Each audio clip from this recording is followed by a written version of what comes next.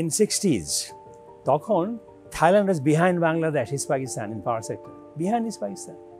এখন ওরা 3 times ahead of us. Power plant করলাম। যদি আমি নেটওয়ার্ক না করতে পারি সাইমালটেনিয়াসলি, তখন পাওয়ারটা যাবে না টু দি লোকাল পিপল। আর যে আমাদের লোডশেডিং হয় কিন্তু ট্রান্সমিশনের জন্য না, ডিস্ট্রিবিউশনের জন্য। সলিউশন 3টে আমার আছে। একটা হচ্ছে এনার্জি এফিসিয়েন্সি, ডিমান্ডটা কমাও। সেকেন্ড হচ্ছে promote solar as much as you can. Third হচ্ছে very important, cross border power transfer. Nuclear Bangladesh জানি না, আমেরিকাতে বা ইউরোপেও যে সমস্ত পার্টস ঢুকবে, একটা স্ক্রু যে ঢুকে ওটা সার্টিফিকেশন কোথায় হয়েছে, ওই স্ক্রুটা কে বানিয়েছে, তার কি স্ট্যান্ডার্ড সে মেনটেন করেছে, এভরি ওয়ান স্ক্রু ইভেন। আমি বাংলাদেশকে দেখি একটা টপ ডাউন হিসাবে, কারণ আমি বিভিন্ন জায়গায় আমি টক দিই দুনিয়াতে। ইন্ডিয়া যাচ্ছে নেক্সট উইকে, আমি ইন্ডিয়া বেশি যাই, চায়নাতে যাই, আমি পাওয়ার সেক্টর ফলো করি, থাইল্যান্ড, সিঙ্গাপুর, মালয়েশিয়া, আমি ইন্দোনেশিয়া চাকরি করেছি এবং জাপানে চাকরি করেছি আমি পাওয়ার সেক্টরে। তো সেজন্য আমি I can easily C the contrast, বাংলাদেশে কী হচ্ছে, কী হওয়া সম্ভব। যদি তুমি চলে যাও ধরো in 60s, তখন Thailand was behind Bangladesh, is Pakistan in power sector. Behind is Pakistan. এখন ওরা 3 times ahead of us. তার মেন কারণ হচ্ছে আমাদের দেশে ইঞ্জিনিয়ার আছে, কিন্তু ওরা সবসময় সুযোগ পায় না প্রতিভাটা প্রকাশ করার। আমি যে কথা বলি জেনারেশন মিক্স, কী হওয়া উচিত। দিন চলে যায় ধরো 6-7 বছর আগে গ্যাসের অভাব ছিল না, 80% প্লাস ছিল গ্যাস ভিত্তিক তখন। এখন চলে এসছে বিলো 50, কারণ কোল এসছে, গ্যাসের দাম বেড়ে গেছে। আমার কথা হচ্ছে যে একটা জেনারেশন, তারপরে ট্রান্সমিশন, তারপরে ডিস্ট্রিবিউশন। আচ্ছা, পাওয়ার প্ল্যান্ট করলাম, যদি আমি নেটওয়ার্ক না করতে পারি সাইমালটেনিয়াসলি, তখন পাওয়ারটা যাবে না টু দি লোকাল পিপল। আর যে আমাদের লোডশেডিং হয় কিন্তু ট্রান্সমিশনের জন্য না, ডিস্ট্রিবিউশনের জন্য। ভোল্টেজ ফ্ল্যাকচুয়েট করে, তারপরে ওই গাছ পড়ে, তারপরে লাইন ছিঁড়ে যায়। এটা বেশি কোনোদিন সরকার ফোকাস দেয়নি। ঢাকাতে শুনছি এখন কথা হচ্ছে এইদিকে বনানী, বারেধারা, গুলশানে আন্ডারগ্রাউন্ড করবে। ওটা এক্সপেন্স, কিন্তু ওই ঝড়ের বৃষ্টিতে খারাপ হবে না। কিন্তু কথা হচ্ছে যে ওটা প্রিটি এক্সপেন্সিভ। ধরো হ্যাঁ, বড় বড় শহরে সব আন্ডারগ্রাউন্ড, কিন্তু শহরের বাইরে গেলে ওভারগ্রাউন্ড, আমেরিকাতে তাই ওভারগ্রাউন্ড। তাহলে কথা হচ্ছে জেনারেশন করলাম, সাইমালটেনিয়াসলি যদি ট্রান্সমিশনটা স্ট্রেংথেন না করা হয়, পাওয়ারটা ইভ্যাকুয়েট হবে না। না হলে ডিস্ট্রিবিউশন পাওয়ার পাচ্ছে না, কী করবে? লোডশেডিং করবে। তো এই তিনটেই দেখতে হবে। এখন নতুন এসছে ইকুয়েশনে সোলার এনার্জি। সোলার সুবিধা হলো it is at the load centre, যেখানে পাওয়ার ডিম্যান্ড, বিল্ডিং বলো, ফ্যাক্টরি বলো, ট্রান্সমিশন ডিস্ট্রিবিউট ইস্যু না, ওইটা লোকালি তৈরি হচ্ছে, ওই সুবিধা, লসটা কম। কিন্তু রাতেবেলা নাই, তখন কী করবে? ব্যাটারি দিয়ে চালাতে হতে পারে, ব্যাটারির দাম বেশি। তো আমার কথা হচ্ছে যে এইগুলো অল পসিবল। এখন আমাদের ভাবতে হবে, সবগুলো বসে চিন্তা করে কি হায়ারার্কি, কোনটা আমি আগে ফোকাস করব। আমাদের রিসোর্স লিমিটেড, এবং সেইটা ফোকাস করবো বললে তো হবে না, লোকজন থাকতে হবে যেন ওটা কাজে লাগাতে পারে, ইমপ্লিমেন্ট করতে পারে।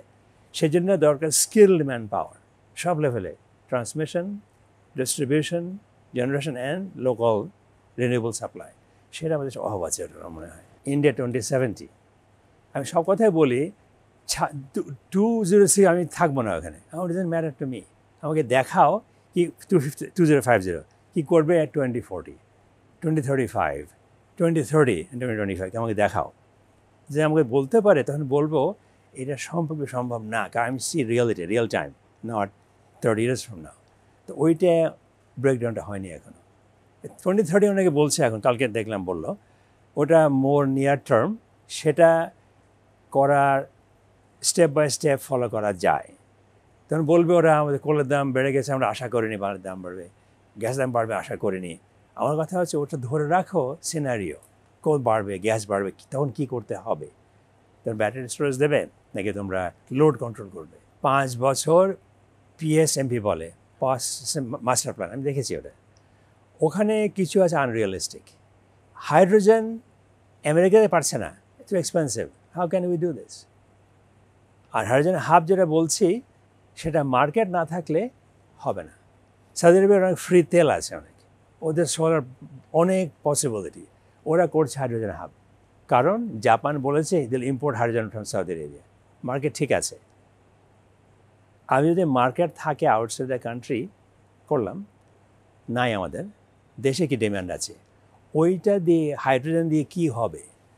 একটা পাওয়ার প্ল্যান্ট আছে আর ফিউল সেল, ওটার ইনপুট হাইড্রোজেন, কিন্তু কোল অয়েল কিছু না, হাইড্রোজেন। হাইড্রোজেন মেশে অক্সিজেনের সঙ্গে পাওয়ার হয় আর পানি হয়, আউটপুট পানি, কিন্তু কার্বন ডাইঅক্সাইড না। আমি ওতে কাজ করেছি অনেক। আমি তো ফিউল সেল করতে গেলে ফিউল যে প্ল্যান্টটা এক্সপেন্সিভ। এখন আমি দেখেছি চায়নাতে ফিউল সেল দিয়ে ট্রাক চলে, তোমার রেঞ্জ 1000 কিলোমিটার, ব্যাটারি রেঞ্জ হলো 600 কিলোমিটার। তো ওটা পসিবল, ওইটা চিন্তা করতে হবে আমাদের কাজটা কী করবো আমরা। এখন যদি আমরা বলি হাইড্রোজেনিতে গাড়ি চলবে না, সম্ভব, কিন্তু অন্য ইঞ্জিন লাগবে আর কি। তাহলে আমরা ফিউল সেল করবো, দেশে ইন্ডাস্ট্রি করো, তাহলে ফিউল সেলের জন্য তৈরি করো দেশে, বেশি হাইটেক না, গ্যাসটা কাজে লাগবে। ওই স্টেপটা নাই ওই পিএসএমপিতে। সলিউশন 3টে আমার আছে। একটা হচ্ছে এনার্জি এফিসিয়েন্সি, ডিমান্ডটা কমাও। আমার ল্যাব আছে ভার্জিনিয়া টেকে, লোকে নিয়ে এসে দেখায়। তুমি নর্মাল লাইট আছে, আমি লাইটটা 20% কমিয়ে দিই, 100 থেকে 80 করে দিলাম, লোকে বুঝতে পারে কমিয়েছি, কিন্তু আমি পাওয়ার বেঁচে যাচ্ছে আমার। লাইটিং শুনলাম এয়ার কন্ডিশনিং বলছে 25 লাগবে, 25 ডিগ্রি সেন্টিগ্রেড, ওর জন্য সেভিংস হবে, কিন্তু কতজন লোকে শুনবে সেটা বলা মুশকিল আর কি। আমরা করি কাউকে শোনা দরকার, আমরা অটোমেটিক কমিয়ে দিই from a remote control. First. Second হচ্ছে promote solar as much as you can. রাতে থাকবে না, ব্যাটারি লাগবে। আর থার্ড হচ্ছে very important, cross border power transfer, very important. যেহেতু আমাদের রিসোর্স কম, ডিম্যান্ড আছে, আমরা পাওয়ার আনতে পারি নেপাল থেকে, ভুটান থেকে, নেপাল থেকে পাওয়ার আসছে, বাই দ্য ওয়ে ইন্ডিয়া থেকে আসছে 1300-1200 মেগাওয়াট মতো আসছে এখন। সেটা ভালো, রিস্ক আছে যদি বন্ধ করে দেয় ওরা। এটা কী হবে, পানি বন্ধ করলে পানি জমিয়ে রাখে, পাওয়ার জমিয়ে রাখা যায় না, ইনস্ট্যান্ট বন্ধ করলে শেষ। এই কথা উঠেছে ইউএন লেভেলে। একটা প্যারিসে আছে UN agency, IEA, international energy agency, তারা এই নিয়ে কাজ করছে। কিছু ট্রিটি থাকতে হবে, যদি সেলিং কান্ট্রি তোমার চুক্তিবদ্ধ যে উইদাউট নোটিফিকেশন পাওয়ার বন্ধ করতে পারবে না, ইউএন ট্রিটি থাকতে হবে, ওরা কথা হচ্ছে। যেমন ধরো পাকিস্তান ইন্ডিয়ার সম্পর্ক ভালো না, কিন্তু way back in the 60s Pakistan করেছে তারবেলা ড্যাম, ইন্ডিয়ার পানি আসতো। যুদ্ধ হয়েছে 65-71, পানি কিন্তু ইন্ডিয়া বন্ধ করেনি, এখনও চালু আছে, বিকজ ইউএন ট্রিটি আছে। তো ওই যে ভয়টা রিয়েলিস্টিক না। এক্সাম্পল আছে ওয়াটার সাইডে, হতে পারে এখানে।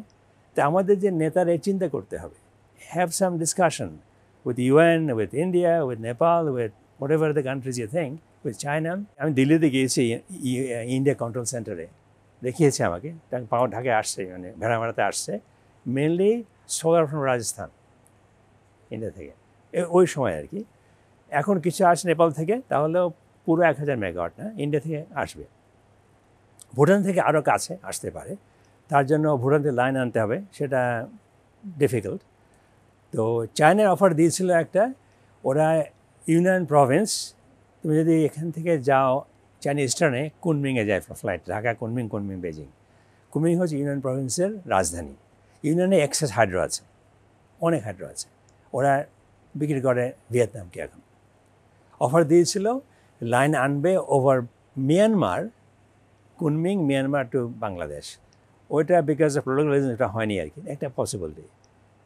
আমার কথা হচ্ছে দেশকে উন্নত করতে হবে, বলে আমাদের ডিমান্ড হবে 40,000 megawatt, twice to this demand, বললে তো হবে না। এখানে সাপ্লাই, ডিমান্ড বাড়বে না, তো ডিমান্ড এমনি আকাশে পড়ে না। তো সেই জন্য আমাদের ভাবতে হবে, আমাদের ডিমান্ডটা মিট করার জন্য যদি আমরা হতে চাই 41 সালে 2041 ডেভেলপ কান্ট্রি, বললে তো হবে না, ইন্ডাস্ট্রি লাগবে, চলবে কিসে? একটা হলো। সেকেন্ড হলো, যদি আমরা ধরে নিই এটা হবে, আমার সাপ্লাই সাইডটা কী? সাপ্লাই সাইডে আমার সোলার আছে, নট দ্যাট মাচ, হাইড্রো বাংলাদেশে নাই বললেই চলে। আর তাহলে হলো nuclear and imported power. Nuclear is not quick and not cheap either, সেটা হোক, আমি না বলছি না, কিন্তু এটা চিন্তা করতে হবে। আরেকটা নতুন এসে টেকনোলজি, আমরা বলি স্মল রিঅ্যাক্টর, মজুলার রিঅ্যাক্টর, SMR বলে, স্মল মজুলার রিঅ্যাক্টর। ওখানে তোমার নিউক্লিয়ার পাওয়ার প্ল্যান্ট যেটা হচ্ছে, এর উপরে 1200 মেগাওয়াট ইচ, দুটো হচ্ছে, বা একটা মেশিন 1200 মেগাওয়াট। স্মলগুলো 50 মেগাওয়াট, 100 মেগাওয়াট, 120 মেগাওয়াট। তার কারণটা হচ্ছে ডিজাইন অন্যরকম, তাতে অনেক লেস রিস্ক অফ অ্যাক্সিডেন্টস, যে হয়েছে ফুকুশিমা, তারপরে চার্নোবিল, মানে ক্ষতি হয়েছে, ওটা হবে না, very secure small. Number two, যেহেতু ওতে অত কুলিং লাগে না, ওটা অত দূরে নদী ধারে করতে হবে না। উপর কেন নদী ধারে করা হয়েছে? পানির জন্য, এখানে সে পানি নাই এখন। তো সেই জন্যে ওইটা একটা পসিবিলিটি। এখন চায়না করছে ওটা, আমেরিকা কিছু করছে, আর্জেন্টিনা করছে, রাশিয়া, এগুলো কথা বলো, maybe we can do a joint venture, আমরা 20টা কিনবো, এখানে তৈরি করো। ওই যে অ্যাপ্রোচটা কিন্তু নাই।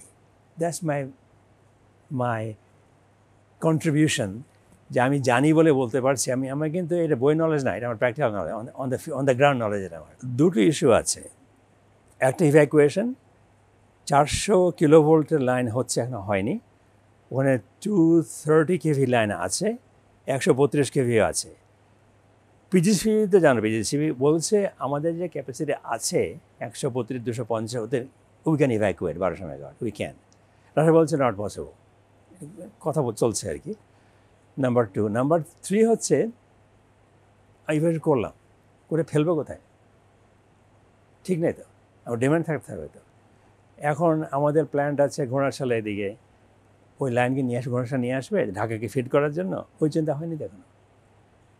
এখন একটা লাইনে যদি ওভার রিলাই করো, লাইনটা ফেলিয়ার হতে পারে এনি টাইম, তাহলে ইউ আর ব্যাড সিচুয়েশন। ইন্ডিয়াতে বছর 5-6 আগে এরকম ন্যাশনাল ফেলিয়ার হয়েছিল, গ্রেট ফেলিয়ার। কারণটা কি? পাওয়ার প্ল্যান্ট পড়েনি, একটা লাইন ছিল মেনটেন্যান্সে, pre plan. Second line tripped for some other reason, ওইটার কোনো ব্যাকআপ ছিল না। South of India went dark.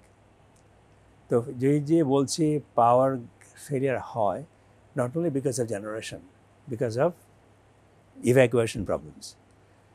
দুটো এক্সাম্পল দিই। আমেরিকাতে 1965 সালে north east America was dark multiple hours, ওটাকে বলে great north eastern black out, নাম ছিল এটা। 65 সালে হয়েছে, তখন আমি এখানে। কী হয়েছিল? একটা লাইন, নিউ ইয়র্কের সাপ্লাই কিন্তু সব নদীর তলা দিয়ে আসে from new jersey and other side, ওই লাইনটা ফেল করে। ফেল করলে হলো কি, লোড কমে গেল ফ্রম সাপ্লাই সাইড, লোড দেখতে পাচ্ছে না তো, তখন সাপ্লাই বেশি হয়ে গেছে। They could not trip the generator fast enough, supply বেশি হওয়াতে লাইন বন্ধ হয়ে গেছে। এটা আমাদের সব সুইচ থাকে, সাপ্লাই বেশি হয় বা লোড বেশি হয়, ট্রিপ করে যায়, নাহলে সিস্টেম উইল বি ডেস্ট্রয়েড। করে গেছে, সময় লেগেছে 12-14 ঘন্টা ঠিক করতে। মোর রিসেন্টলি হয়েছে 2009 সালে আমেরিকাতে হল আরেকটা ব্ল্যাকআউট, 50 মিলিয়ন লোক আউট অফ পাওয়ার, 50 মিলিয়ন আমেরিকাতে, এই ইস্টার্ন সাইডে। কেন হলো? পাওয়ার লাইন আছে, অনেক পাওয়ার আসে তো। ওহাইওতে লাইন ছিল, লাইনটা গরমের জন্য একটু, এটা মানে লম্বা, গরম বেড়ে যায় তো, ইট ডেপড, গাছে লেগেছে, গাছ কাটেনি, কারো ছিল, দে লাইন ট্রিপড। ওই জেনারেশন বেশি হয়ে গেছে, they could not control. Part of Canada, north eastern US বন্ধ হয়ে গেছিলো। এই কারণটা আমি বলছি, বিকজ অফ ট্রান্সমিশনের জন্য পাওয়ারের প্রবলেম হয়। তো যদি বলি রূপপুর তো চালু আছে, পাওয়ার ইভ্যাকুয়েট না করতে পারে, রূপপুর ট্রিপ করে যাবে, then everything is shut down. তো ওই জন্য দেখতে হবে, আমরা বলি N-1 প্ল্যানিং। N মানে number of power plants in the system running at this time. ধরুন একটা ফেল করবে এনি টাইম, ওই যে লস হচ্ছে, কে মেকআপ দেবে? ধরুন এটা ম্যাপসে রাখতে হবে। আমরা মেকআপ দিই আমেরিকাতে, আমরা most of the time generator ফুলে লোড করি না, টপ 5% অফ থাকে, অফ না অনলোড থাকে। যদি কেউ ট্রিপ করে ওইটা থেকে দিয়ে দেবে আর কি। 10টা প্ল্যান থাকে, 5 করে 50% হয়ে গেল ওখান থেকে। এটা দেশে হয় না। ব্যাকআপ জেনারেশন থাকতে হবে, কারণ ওই যে N-1 যদি একটা পড়ে যায় 1200 মেগা, ওটা মেকআপ দেবে কে? ওটা হয়নি। রাশিয়ানরা বলেছে যে তোমাদের গ্যাস বেস থাকতে হবে রেডি, গ্যাস চলে আসে ইন সেকেন্ডস, গ্যাস টার্বাইন। আমাদের ওই রকম লাক্সারি নাই, 1200 মেগাওয়াট গ্যাস বসিয়ে রাখবো, চালাবো না, সম্ভব না তো। তাহলে ইনভেস্টমেন্ট তো কাজে লাগছে না। তো সে চিন্তা করতে কী করবো তাহলে আমরা? ওইটা বলছি, ল্যাক অফ স্কিল সেট। আমার যে থিম, যে এই কথাগুলো বুঝতে হবে, ব্যাকআপ দিতে হবে, বলতে হবে পলিসি, আমাদের এই হলো অপশন, আপনারা বলেন কী করবো। আমেরিকাতে ডাবল থেকে আড়াই গুণ হয় normally, not because of graft, because of technological miscalculation. যখন এস্টিমেশন দেয় প্ল্যান্টের কনস্ট্রাকশন এবং মানে ইকুইপমেন্ট অ্যান্ড কনস্ট্রাকশন কস্ট দেয় এটি নর্মালি দেয় ধরো $1 মেগাওয়াট প্ল্যান্ট, ওটা খরচা আসবে $6 billion planning price. At the time it comes online, double কি আড়াই গুণ হয়ে যায়। অনেক এক্সপেন্স, অনেক ইন্সপেকশন হয়, অনেক টেস্টিং হয়, সময় লাগে। নিউক্লিয়ার বাংলাদেশ জানি না, আমেরিকাতে বা ইউরোপেও যে সমস্ত পার্টস ঢুকবে, একটা স্ক্রু যে ঢোকে ওটা সার্টিফিকেশন কোথায় হয়েছে, ওই স্ক্রুটা কে বানিয়েছে, তার কি স্ট্যান্ডার্ড সে মেনটেন করেছে, এভরি ওয়ান স্ক্রু ইভেন, ওদের সময় লেগে যায়, দাম বেড়ে যায়। তো ওইটা প্র্যাকটিস, কারণ ওরা রিস্ক নিতে চায় না। ইফ এ স্ক্রু ফেলস, একটা লিক হলো কোথায়, লিক হওয়া নিউক্লিয়ার ফিউল চলে গেল, big accident, they will take the risk, সময় লাগে। এখন আমাদের ছিল $5-6 বিলিয়ন, আমি ঢাকায় এসেছি 15 সালে, বললো 5 বিলিয়ন, ওরা দুইটা করে দেবে $6 billion, that was the response. আমি বলি এটা পসিবল না, রাশিয়ানরা ভালো করে, ওদের দাম বেশি না, করো, এখন তো ডবল হয়ে গেছে। তো ওই যে কোনটা হতে পারে আর কোনটা হবে অনেক তফাৎ আছে। তোরা মনে করে হতে পারে না বলে হবে না, এটা ঠিক না। তো আমরা বলি if something can happen, it will happen, plan accordingly, if it can happen, it will happen। এটা হয়েছে, এখন দাম বেড়ে গেছে।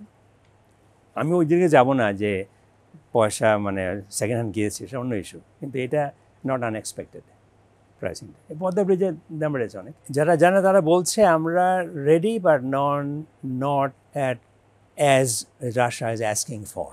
রাশিয়া বলছে যাও 400 কেভিএ লাইন কেভি মানে 4 লক্ষ ভোল্টেজ লাইনটা বসা, ওর বেশি ইভ্যাকুয়েশন হবে। তো এদের রেডি না, এটা কবে রেডি হবে একটা তো বলে, আসলে সময় লাগে বেশি, ফর মেনি রিজনস। তো সেটা I am not sure ready হবে February 26 মধ্যে। Evacuate all of Rooppur 2400 megawatt, ফেলবে কোথায় দেখতে হবে। তো they have to be ready to receive that power. Substation লাগবে, লোড লাগবে, কোন দিকে পাঠাবে পাওয়ারটা।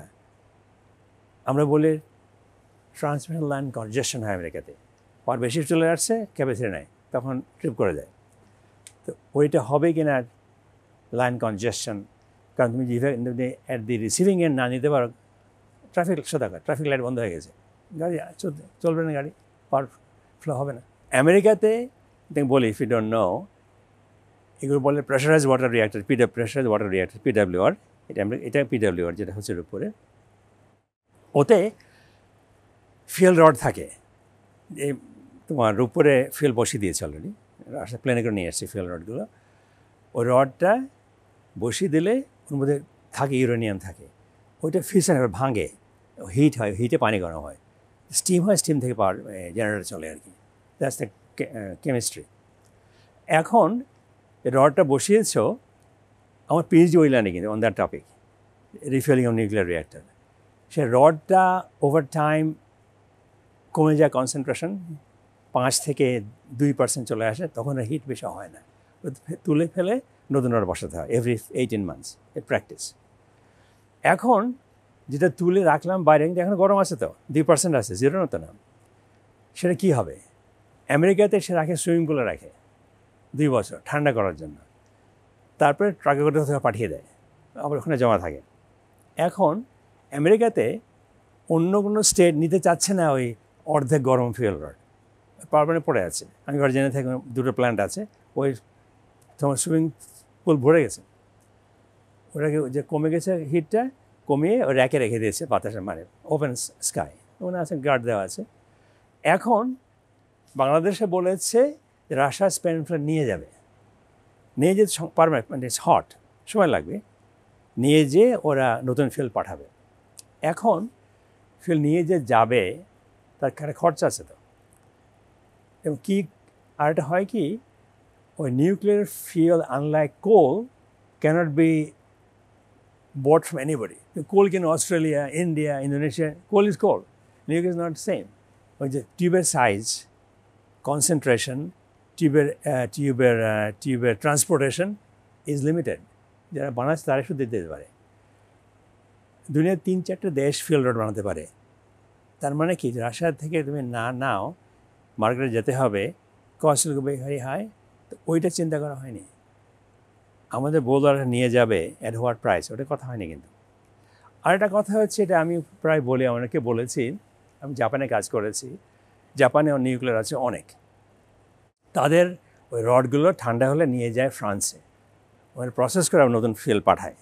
এই যে নিয়ে যাচ্ছে জাহাজে করে, তার জন্য গার্ড দেয় ফ্রেঞ্চ নেভি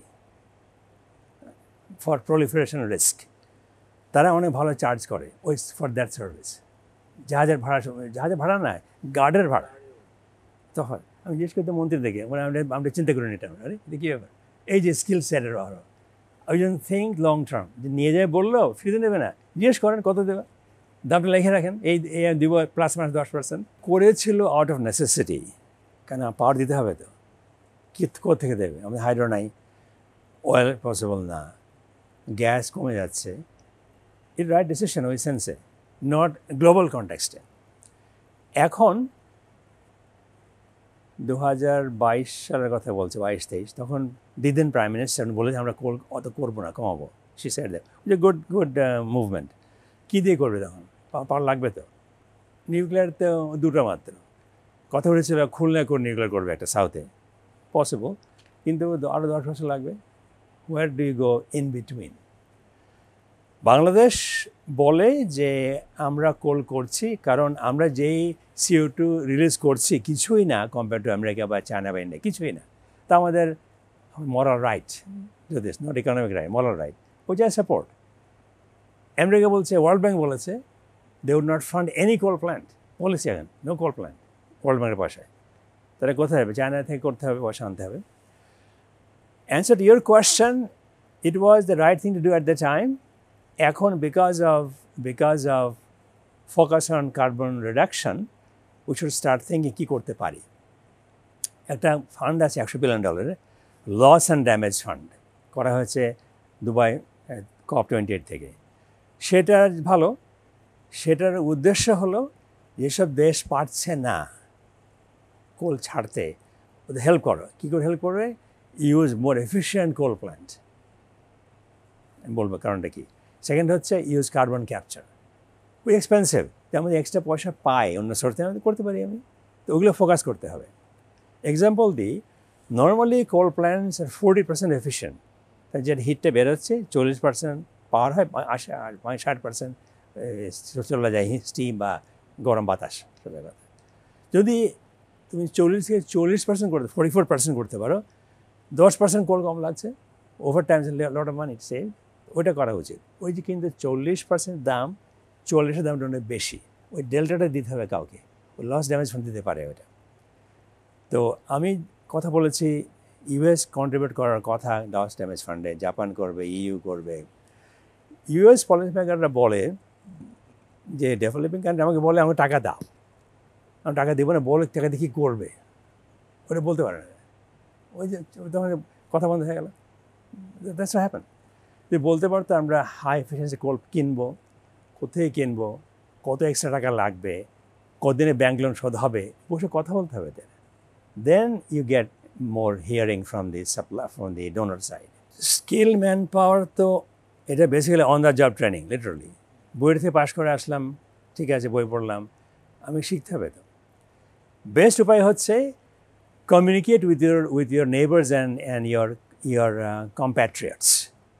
এখানে বলো থাইল্যান্ড, ইন্দোনেশিয়া, তারপরে সিঙ্গাপুর, তারপরে জাপান টু সাম এক্সটেন্ট, ওদিকে আফ্রিকা দেখো, সাউথ আফ্রিকা, তারপরে এদিকে দেখো মিডল ইস্ট, আলাপ করো। এটা আমাদের হয় না। এক্সাম্পল দিই, আমি গেলাম গত বছর keynote speaker, conference electric power supply, CEPSI, এটা বছর 2 বছর পর হয়। এশিয়ান পাওয়ার সেক্টরে নেতারা আসে, ইঞ্জিনিয়ার আসে। Chief guest Chinese vice president হাংজান, বিগ ডিল। আমি কিনোট স্পিকার। ওই যখন মিটিংয়ের সঙ্গে আলাপ করে দিয়েছে, সবাইতে আলাপ করছে, চায়না আছে অনেক, ইন্ডিয়াতে আছে, ইন্ডিয়া আছে, নেপাল আছে, মিয়ানমার আছে, বাংলাদেশ নেই। Phone shocking. মিয়ানমার পারে আমরা বাড়িতে কত ভাড়া লাগে চায়না যেতে, কিন্তু ওই যে চিন্তাধারার মাধ্যমে তো আসেনি, আমাকে পাঠাতে হবে। তাহলে মিট উইথ ইন্ডিয়ান, মালয়েশিয়া ছিল, টিএনবির চেয়ারম্যান ছিল তেনাগা, ইন্দোনেশিয়ার পিএলএন চেয়ারম্যান ছিল, I talk with him. Bangladesh নাই ওখানে। যেহেতু ঢাকা থেকে আরও করে দিতাম ইন্দোনেশিয়ার সঙ্গে, মালয়েশিয়ার সঙ্গে, সিঙ্গাপুরের সঙ্গে কথা বলেন, হাউ দে ডু দিস। ওইটা হচ্ছে skill set, communication and willing to, not willing, able to discuss ওই লেভেলে। কথা বলতে না পারো তো পাতা দেবে না। আমি অফার দিয়েছিলাম, বেশি যে যায়নি, যে পাওয়ার ম্যানেজমেন্ট ইনস্টিটিউট পিএমআই করেন, এইটা এরা হবে, নিয়ে আসবো থাইল্যান্ড থেকে। আমি চিনি, ওরা এক দুদিন থাকবে, লেকচার দেবে, আলাপ হবে, কিন্তু ওই যে কিছু বললে টাকা নেয়, টাকা নেয় বুঝলাম। এই যে রান্না করতে পারছে না বাড়িতে, তার কী হবে? টাকা নাই বুঝলে টাকার ব্যবস্থা করতে হবে। আপনি তো টাকা দিয়ে অন্য কিছু আনছেন। তো ওইটা সম্ভব। পাওয়ার ম্যানেজমেন্ট ইনস্টিটিউট পিএম এটা আছে ওই নামে, কোন কাজ হয় না এখানে। এটা ব্যুরোক্রেসি ভেরি ইন্ট্রেনসিক। করে একটা করো, অফিস করো বা একটা ডিভিশন করো। প্রথম প্রশ্ন তার যে এমডি চেয়ারম্যান, আমার গাড়ি কোত্থেকে আসবে, পিয়নটা কয়টা হবে, কেরেনে কয়টা, অফিস বিল্ডিং কয়টা, ওই প্রশ্ন। কাজটা কেউ বলতেছে না। পাইপ ড্রিম, বুঝছে, পাইপ ড্রিম যে কথা বলেছে না বুঝে কথা বলে। আমি দেখলাম যে বিভিন্ন অনুষ্ঠানে প্রতিষ্ঠান আছে দেশে, ডোনার প্রতিষ্ঠান, তার লোকজনরা আসে কথা বলে, ওরা ইঞ্জিনিয়ার না, ইকোনমিস্ট, হিস্ট্রি গ্র্যাজুয়েট, তারপরে কী নাম, জিওগ্রাফি গ্র্যাজুয়েট। ওরা বলছে ওদেরকে জিজ্ঞেস করো, আমার দেখান কাগজে কলমে কোথেকে আসবে। আমাদের তো জমি নাই দেশে, নাই, এটা পসিবল। আমাদের সোলারে হতে পারে মেবি 30%, মেবি। বাকিটা আসতে হবে nuclear, forget carbon base, nuclear and cross border power transfer. ভাড়া মারা become very expensive, very technical issue এটা। ইন্ডিয়া বললে আমরা পাওয়ার দেব, বাংলাদেশের পাওয়ার সিস্টেম নেটওয়ার্ক খুব উইক, নেটওয়ার্ক ফ্রিকোয়েন্সি ভ্যারি করে খুব। ওরা বলছে যে আমরা পাওয়ার লাইন লাগিয়ে দিই, নয়েজটা ইন্ডিয়া চলে আসবে, ক্যান ডু দিস। কী করলো ওরা? ওরা বলি HV high voltage DC back to back terminal, যেটা হয়েছে ভেড়ামারাতে 500 মেগাওয়াট ইচ, রাফলি দুটো হয়েছে 1000 মেগাওয়াট ক্যাপাসিটি। জিনিসটা কি, ইন্ডিয়া থেকে পাওয়ার আসছে ওয়েস্ট বেঙ্গল থেকে 400 কেভি লাইন দিয়ে 1000 মেগাওয়াট। ওটা ওই দুটোর ইন অ্যান্ড আউট, ইনে ভরছে, ভরার পরে ডিসি হয়ে যাচ্ছে, ডিসি ট্রান্সফার হচ্ছে, ডিসি এইদিকে আসছে, ডিসি ইনপুট সেকেন্ডে বাংলাদেশের সাইডে ওটা এসি হয়ে বেরিয়ে যাচ্ছে। এটা হয়েছে, খরচা হয়েছে প্রায় $500 মিলিয়ন ওই বক্সটার জন্য। ওটা ভেড়ামারা বসিয়েছে, সিমেন্সের তৈরি, সেটার কোনো ভ্যালু নাই তো। ওটা জেনারেশন না ট্রান্সমিশন না, এটা বক্স বসে আছে ওই as a filter, that's it, filter. কেন? ইন্ডিয়া বলো তোমাদের সিস্টেম উইক, আমরা নয় চলে আসবেন সিস্টেম দিয়ে। আমরা বলি গ্রিড কোড, আমি ওই যে পেপার পাঠিয়ে বলে গ্রিড কোড। গ্রিড মানে গ্রিডের কোড থাকতে হবে, it must operate at a certain standard, তাহলে মিলবে ইন্ডিয়ার সাথে, তাহলে ইস্যু উঠবে না। তো সেটা হয়নি বলে খরচা হয়েছে। তারপরে কি হলো, আরও পাওয়ার আসবে, 2 PM ইন্ডিয়া বাংলাদেশ বলে আমরা আরও পাওয়ার পাঠাবো, কুমিল্লা দিয়ে পাঠাবো, আগরতলা থেকে আসবে। তোরা বললো ওদের প্রাইম মিনিস্টার তাড়াতাড়ি করেন, পাওয়ার কোম্পানিকে বললো, আবার যদি বসায় সময় লাগবে, টাকা লাগবে, টাকা নাই। কি করলো, ইনপুট আসবে আগরতলা থেকে, কুমিল্লার পুরো নেটওয়ার্ক, পুরো সাবস্টেশন ইনপুট, আউটপুট যাবে কুমিল্লা শহর এবং আশেপাশের এলাকায়। তার মানে কি, নো ইনপুট ফ্রম বাংলাদেশ। যে ইনপুট নাই, ওই ফ্রিকোয়েন্সির প্রবলেমটা বুঝবে না। ইন্ডিয়া থেকে ইনপুট আসছে, তা Indian the receiving anything back. ওরা করেছে literally, Comilla is Indian territory, electrically speaking, Indian territory. আমাদের কোনো ইনপুট নাই। মনে করো আমার একটা জেলা, সমস্ত সোলজার ইন্ডিয়ান, গার্ড দিচ্ছে, আমি লোক ঢুকতে পারবো না, ইলেকট্রিক্যালি স্পিকিং, নট ফিজিক্যালি। ওই হয়েছে, ওটা কিন্তু you can do only so much. ওটা তো ঠিক না। আমরা কেন দিয়ে দেবো আমাদের দেশের অংশ অন্য দেশকে রান করতে? এখনও ভেরি উইক, ভেরি উইক। যে উইক হয় গ্রিডটা, ধরো একটা এক্সাম্পল দিই, তুমি একটা গাড়ি চালাচ্ছ, গাড়ি চলছে রাস্তা দিয়ে, স্প্রিংটা ভালো না, গর্ত হলে ঝাঁকি খায়। ভালো গাড়ি আমার ভালো স্প্রিং থাকে, গর্ত থাকলে ঝাঁকি খাবে না। উইক গ্রিড মানে আমাদের যন্ত্র স্প্রিংটা খারাপ, এর কিছু খারাপ হলে সবাই বুঝতে পারে যে খারাপ হয়ে গেছে। উইক গ্রিড মানে কি? উইক গ্রিডের ভোল্টেজ ফ্লাকচুয়েট করে, ফ্রিকোয়েন্সি ফ্লাকচুয়েট করে, ওটার রেশ পড়ে এন্ড ইউজারের কাছে। ভোল্টেজ কম বাড়বে, ফ্রিকোয়েন্সি চেঞ্জ হবে, আমার মেশিন আমার ফ্রিজ চলবে না, এটা হয়। তো গ্রিডটা স্ট্রং করতে গেলে কিছু কিছু ইকুইপমেন্ট লাগে। একটা বলে flexible AC device, FACTS, flexible AC transmission system, FACTS device আমাদের নাই, ইন্ডিয়াতে অনেক আছে। চিন্তা করতে এই যে বলে কোথাও বলে আমার টাকা নেই, তো বলে তো হবে না। আপনি ঠিক করেন আপনি কী চান আফটার 5 years। যদি চান রিলায়েবল গ্রিড পাওয়ার ইমপ্রুভ করতে পারেন without $500 million extra for nothing খরচা করতে হবে না, টাকাটা নাই, কি টাকাটা পাইলেন $500 million, টাকা পেয়েছেন তো, ধার করেছে ডিবি থেকে, অসুবিধা কী আছে?